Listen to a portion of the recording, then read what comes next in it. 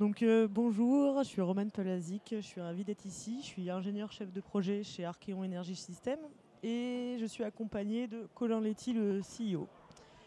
Est-ce qu'il y a des gens dans l'assemblée qui connaissent déjà la solution? Apparemment non, ce sera une découverte pour tout le monde. Est-ce qu'il y a des gens qui connaissent le problème? J'ai vu quelques sourires. Notre problème, c'est le gaz et c'est la production de carbone dans le bâtiment. Et Roman va nous expliquer un peu ce sujet-là. Exactement, Archeon Energy System, c'est une équipe de 20 personnes qui est passionnée par la décarbonation, en tout cas qui veut trouver des solutions pour demain. Et donc on s'est donné comme mission de décarboner le monde du bâtiment et principalement le parc de bâtiments existants. Et on pense que c'est possible par la performance économique. Donc on est très pragmatique. Les émissions, c'est pas bien, mais il faut trouver des leviers qui soient économiquement viables pour pouvoir changer les modes de consommation aujourd'hui. Il faut savoir qu'aujourd'hui, les gaz à effet de serre en France, c'est causé par 20% par le parc du bâtiment. Et sur ces 23%, c'est 82% qui sont dus au chauffage. Pourquoi? Parce que malheureusement, aujourd'hui, on se chauffe principalement par des énergies fossiles, le fioul, le gaz, alors qu'il existe des solutions beaucoup plus décarbonées, la géothermie en premier, et tout ce qui va regrouper les thermofrigopompes et les pompes à chaleur. Il n'y a pas d'offre aujourd'hui ni de solutions techniques qui arrivent à percer sur le marché. Et donc ces 4 dernières années, on a creusé le sujet pour vous proposer une solution qui va permettre d'être à la fois rentable et décarbonée. Cette solution, c'est la thésothermie. Et donc c'est la révolution qu'apporte Archeon sur le système de chauffage et de production de CS pour les bâtiments collectifs, le résidentiel collectif, le tertiaire, l'industrie, l'ensemble des gros bâtiments hors process. La thésothermie, qu'est-ce que c'est? Alors c'est simplement de la géothermie artificielle pilotée. Donc, on va reprendre l'ensemble des avantages et des bénéfices de la géothermie et on va enlever toutes les contraintes qui vont être d'installation, qui vont être économiques aussi, pour garder seulement les performances. Donc concrètement, on va venir recréer des nappes phréatiques artificielles dans les espaces disponibles de vos bâtiments. Donc soit dans les sous-sols, soit en toiture, soit à l'extérieur, dans les espaces verts. Attention, il ne faut pas penser qu'on va creuser, qu'on va aller recréer des réelles nappes phréatiques, non du tout. On va prendre des produits Archeon qu'on conçoit dans des usines partenaires et on va venir les installer directement dans vos espaces disponibles. Donc l'intégralité de la solution, on peut l'installer en une semaine et en une journée, les nappes phréatiques artificielles sont installées dans vos bâtiments. Ces nappes phréatiques artificielles, ensuite, on va venir stocker de l'énergie à l'intérieur et via des phases de charge et décharge, on va venir chauffer le bâtiment via 2 composants.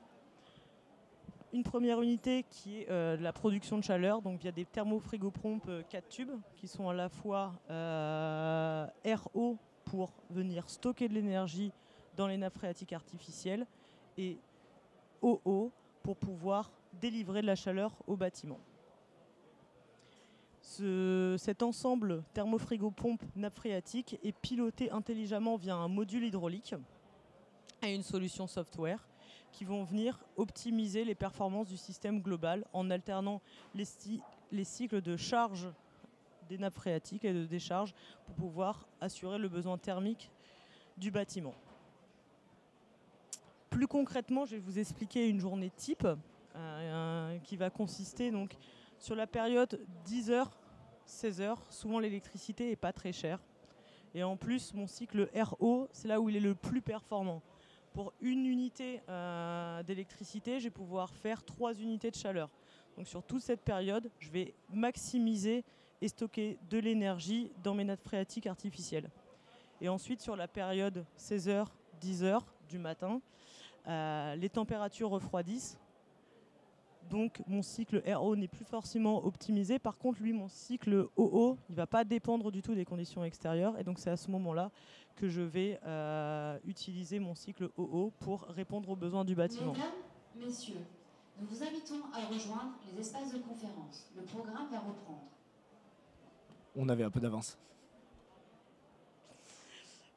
Donc ça, c'est une version évidemment très simplifiée. On alterne beaucoup plus dans la journée puisque le besoin du bâtiment est continu, mais on va vraiment prendre en compte tous les paramètres extérieurs, que ce soit du prix de l'électricité, de la météo, du besoin du bâtiment, pour avoir une solution qui est la plus efficace possible en termes environnementaux et aussi économiquement parlant. Merci Roman. Est-ce qu'il y a des questions déjà? Je ne sais pas si on peut faire un tour autour de ça. Est-ce qu'il y a des questions autour de la solution dans la salle? On attaque. Bonjour, j'aurais une question sur la taille de la nappe phréatique, pour avoir une idée. Alors c'est moins de 1% de la surface chauffée.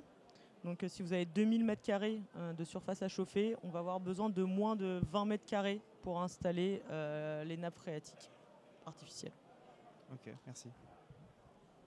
C'est beaucoup plus petit qu'une nappe phréatique classique. C'est lié au fait qu'elle est à une température plus importante et qu'on est sur une durée en chauffage qui va être de l'ordre de 12 heures à puissance nominale. Donc c'est le principe. Oui, et une question complémentaire qui va dans ce sens-là.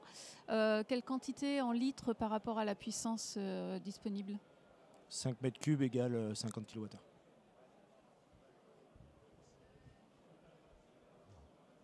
D'autres questions? Sinon, on peut poursuivre un petit peu sur les éléments économiques, parce que comme l'a très bien souligné Roman, merci beaucoup. En effet, notre objectif, c'est de décarboner. Maintenant, on est pragmatique. Pour décarboner le monde, et c'est notre mission, c'est pour ça que les 20 personnes se lèvent tous les matins et ont développé cette solution pendant 4 ans avec 2 brevets, il va falloir le faire par le biais économique. C'est là qu'on va pénétrer le marché, c'est là qu'on va changer le monde. On aura besoin de vous, mais c'est comme ça qu'on va changer le monde. 3 éléments. Donc on va décarboner le monde du bâtiment par la performance économique via la facture d'énergie, divisée par 2 ou 3 dès le départ. Ça, c'est quelque chose qui est très important pour nous, c'est que dès l'OPEX, ce soit perceptible par le client et par les personnes qui vont utiliser la chaleur. Deuxième sujet, c'est les classes DPE. Aujourd'hui, on gagne 2 classes DPE d'entrée, c'est 100 tonnes équivalent CO2 pour 2000 m² d'installation. Et ça veut dire quoi? Ça veut dire qu'on gagne 20% du prix au mètre carré tout de suite. Aujourd'hui, il y a 18% des bâtiments qui sont en G, F, et bientôt E, on va arriver, je pense, à 25-30. C'est un sujet clé. Donc on a une grosse valorisation du patrimoine. Et le troisième sujet, l'objectif du décret tertiaire, il est directement atteint. Puisqu'on a 100 tonnes d'équivalent CO2 sur 2000 m², on a fait le travail nécessaire pour l'objectif du décret tertiaire. On peut passer à la prochaine. Alors maintenant, on va faire un petit exercice. À moins qu'il y ait eu des questions sur la slide précédente.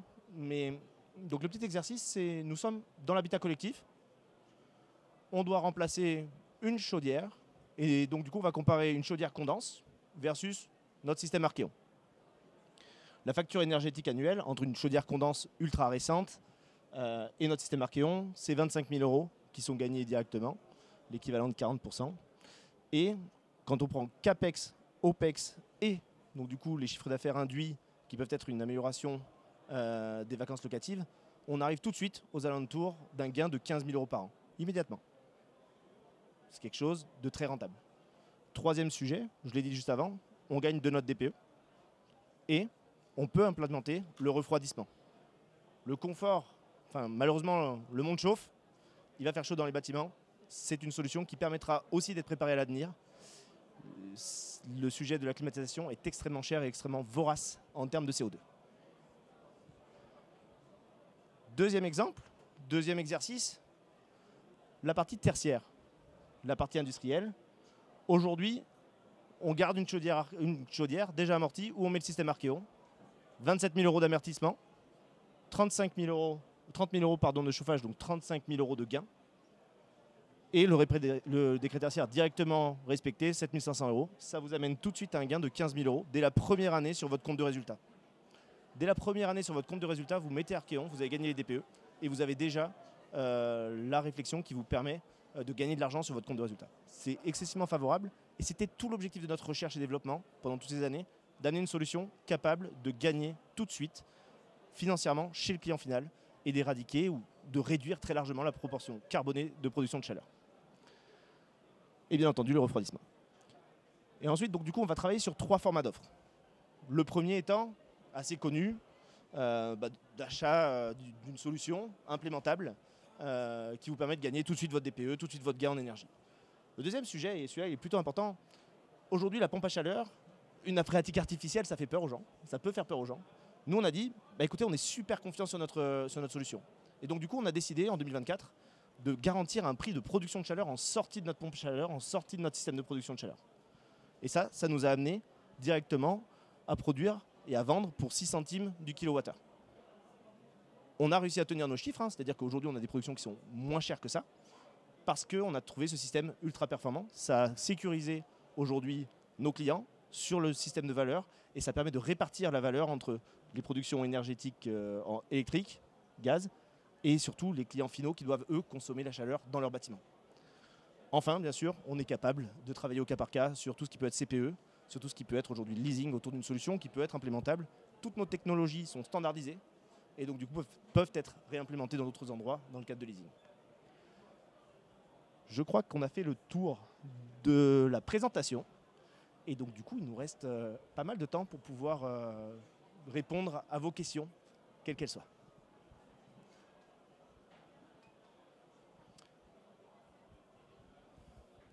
Petit point en parallèle, ADEME, la République française bien sûr, mais surtout le Team for the Planet, sont autant d'éléments aujourd'hui qui supportent financièrement, techniquement, notre solution et qui la promeuvent puisqu'elle est fortement décarbonée. Oui, je veux revenir sur la nappe phréatique artificielle. C'est un système qui est calorifugé ou pas? Et est-ce que c'est installé dans un local technique ou sur quel type de surface c'est installé? Alors oui, c'est calorifugé pour que ce soit au maximum performant. Et vraiment, on vient s'installer dans tous les espaces disponibles et adaptés à l'installation des nappes phréatiques. Donc aujourd'hui, on travaille principalement avec des stocks souples qui vont nous permettre de nous installer dans des endroits qui sont même exigus, contrairement à d'autres solutions. Ça répond à la question ? Oui, oui. Parfait. C'est très important de voir là-dessus qu'on est même capable de travailler sur les toits avec une forme de boudin qui est hyper allongée, donc 1 mètre de large pour 5 mètres de long, avec 50 cm de hauteur, donc qui permet de respecter les poids de structure, y compris en toiture. C'est donc du coup une possibilité qu'on peut avoir au-dessus d'un bâtiment, quel qu'il soit, y compris sur le tertiaire.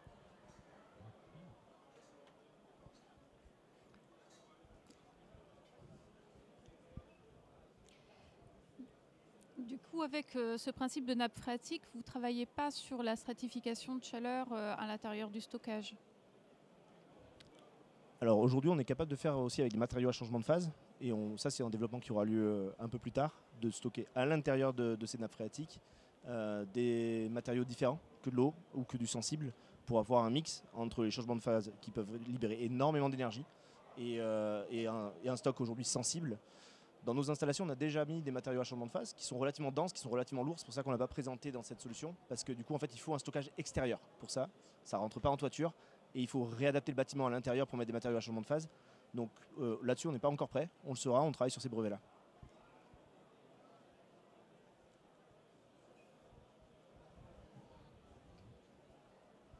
Bonjour, félicitations, c'est super. Merci. Et je voudrais demander, est-ce que vous intégrez aussi les énergies solaires? Parce qu'un système comme ça, on peut... On étudie les solutions et les projets au cas par cas. Aujourd'hui, là, sur la présentation qu'on fait, c'est une thermofrigopompe qui est en centrale sur la production de chaleur. Mais évidemment, en fonction des projets, du besoin final, on peut s'adapter. On recherche des projets de ce type-là. C'est-à-dire que s'il y a des promoteurs qui veulent intégrer le solaire pour utiliser le stockage thermique avec notre nappe phréatique, je suis ultra preneur. L'enjeu, il est là. Ouais.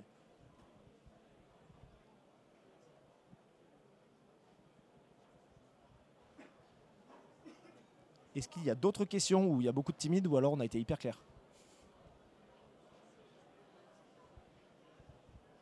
Est-ce que vous avez des références à nous partager de bâtiments qui pourraient un peu illustrer la solution? Oui, alors on peut vous mettre en relation avec quelques clients. Je pense qu'on a une photo de la dernière là, qui est donc du coup un format qui a été mis en place avec les gains énergétiques qui sont supérieurs à 40%. Mais on peut vous mettre en relation avec ces habitats collectifs en l'occurrence. C'était quelque chose qui avait lieu dans l'habitat collectif.